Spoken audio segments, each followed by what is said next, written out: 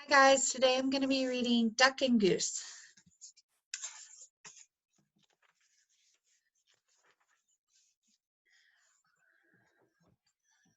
Oh my, what is that? Duck quacked.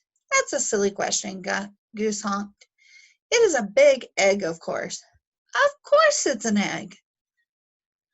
I know that, huffed Duck. What I mean is, where did it come from?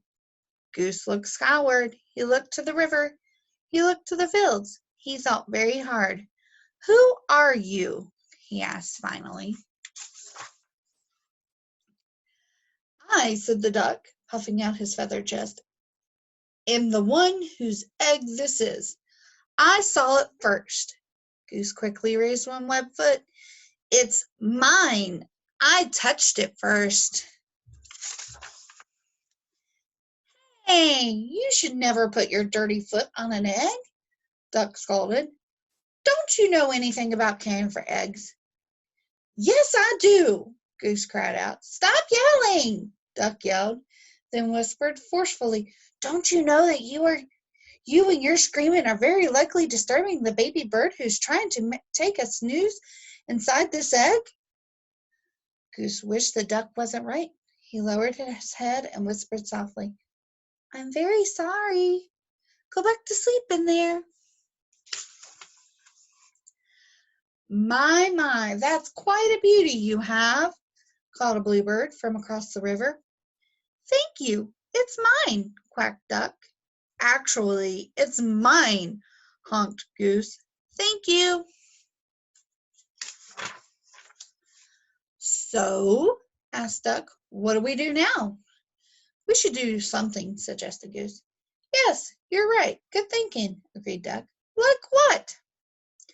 Duck and Goose each thought. Well, we must keep the egg warm until the fuzzy little occupant is ready to come out. Excellent idea, exclaimed Duck. He pushed past Goose. Step aside, and I shall do just that. But Goose was quick too. After a flurry of fussing, grunting and groaning, slipping and sliding and honking and quacking,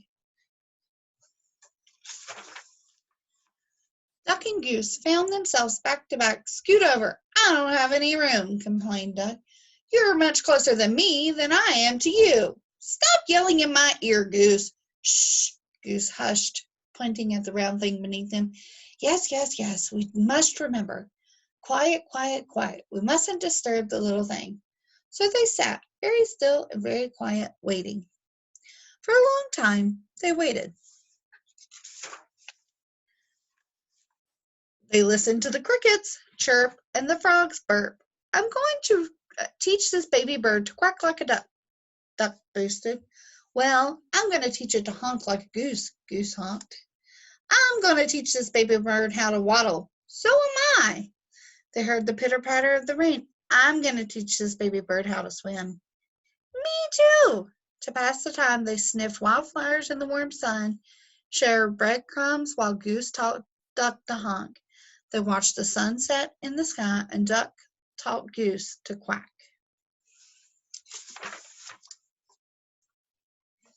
They counted the stars in the night sky. Let's teach our baby to fly, said Goose. Good idea, said Duck. I'm sure our baby will be a fast learner, said Duck. If it takes after you and me, I'm sure you're right, agreed Goose. Together, they waited until... Did you feel that, Duck? Yes, I did feel that, Goose. It's time, Goose. It's time. Quickly, Duck slid down and started running in circles around their egg. What should we do now? I think we should remain calm. Goose. Excuse me, a little voice called out. Duck stopped in all the exciting confusion. He had failed to notice that the bluebird kicking their egg. Can I play too? Play? This is not for play. This is no time for play. This is no time for games. And what's with the kicking? I was only trying to get your attention. Well, you got it. False alarm, Goose. Back to work. Can't you see that we're very busy here? This is serious business, perhaps the most important moment of our lives. Oh my, I'm sorry. I had no idea. I just thought maybe I could play with your ball. It is a really nice one. And then she flew away. Goose gulped. Did she say ball? I did have my doubts. It is a bit squishier than most eggs I've seen.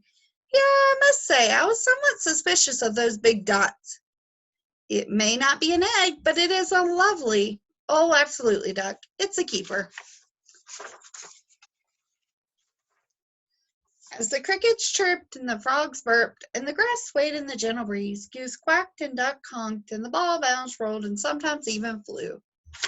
The end.